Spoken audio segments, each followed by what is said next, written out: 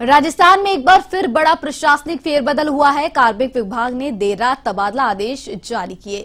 इसके तहत राजस्थान के 108 आईएएस अफसरों के इधर से उधर किया गया है।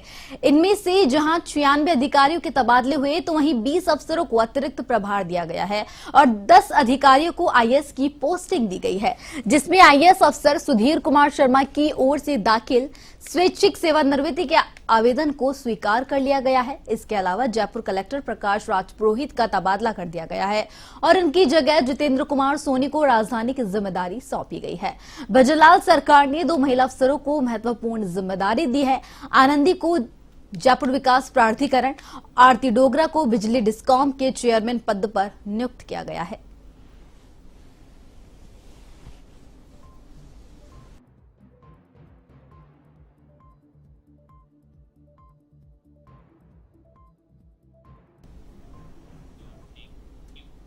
तो इस खबर पर ज्यादा जानकारी के लिए हमारे संवाददाता राजनारायण शर्मा हमारे साथ जुड़ चुके हैं। राजनारायण, जो आईएएस के तबादले करे गए 108 आईएएस के जो तबादले करे गए हैं राजस्थान में, उसको लेकर क्या कुछ अपडेट है?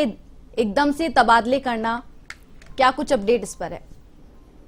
देखिए ऋतु, मैं आपको बता दूं कि बहुत दिनों से कवायद चल रही थी कि राजस्थान सरकार जो है वो तबादला करने के बिल्कुल मूड में है, लेकिन किसी न किसी कारणवश जो है वो तबादला सूची अटक जाती थी। लेकिन अब जो राजस्थान में नौकरशाह पे जो तबादले किए हैं उसमें 108 तबादले जो हैं वो किए हैं। उसमें 11 आईएएस अफसर जो अभी पदोन्नत हुए हैं, जो आरएस अफसर थे, उनको भी पदस्थापन दिया गया है। टोटल बात करें तो पूरे राजस्थान की जो काया पलट कर दी गई है, क्योंकि पूरे प्रदेश के जितने 13 जिलों से ज्यादा कलेक्टर्स बदले गए हैं और बड़े बड़े अफसर जो है, जो पिछली गवर्नमेंट से जो अशोक गहलोत सरकार थी तब से जिस एक ही पद पर जमे हुए थे, उनका भी तबादला किया गया है। चाहे उसमें सुब्रा सिंह हो या जयपुर कलेक्टर जो थे प्रकाश राजपुरोहित, उनको भी चेंज किया गया है। इसके अलावा चूरू, डीग, खेड़तल, झुंझुनू, इन सभी के जिला कलेक्टर्स बदले गए हैं। बहुत बड़ा फेरबदल राजस्थान में अब तक का भजनलाल सरकार का हुआ है।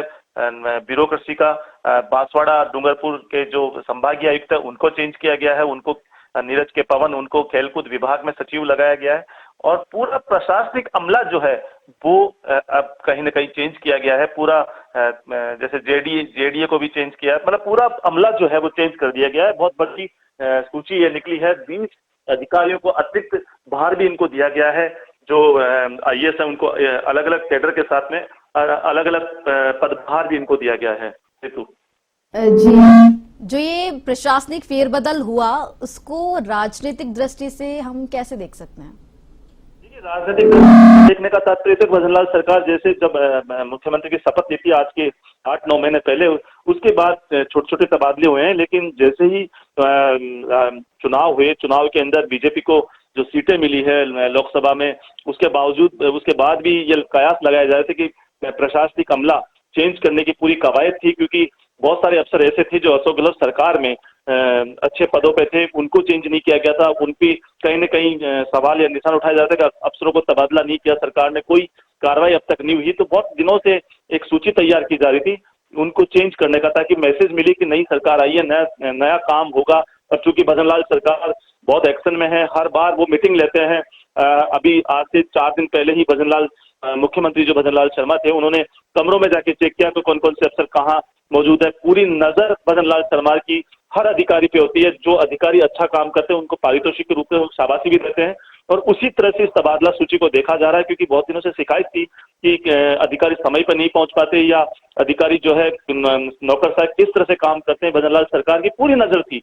उस नजर को देखते हुए भी चूंकि 2 बार सचिव स्तर की वो बैठक ले चुके हैं, उनके नजर में है कि कौन सा अफसर काबिल है, जिसको कहाँ पोस्टिंग करनी है। वो पूरा एक खाका तैयार उन्होंने पहले से कर रखा था। उस खाका तैयार की ये कवायद है कि 108 आईएएस के तबादले हुए हैं और उनमें से ऐसा कोई विभाग नहीं जिसको उन्होंने छेड़ा नहीं। सभी विभागों को चेंज किया गया है और चाहे वो 13 जिले के कलेक्टर हो या बड़े बड़े प्रशासनिक पद पे बैठे हैं, सुब्रा सिंह हो, गायत्री राठौड़ हो, इन सबको जो है वो चेंज किया है। कुल मिला के पूरा नौकरशाह जो है वो चेंज हो चुका है। अब पता लगा कि सरकार जो है बनने के बाद इतनी बड़ी सूची जारी हुई है।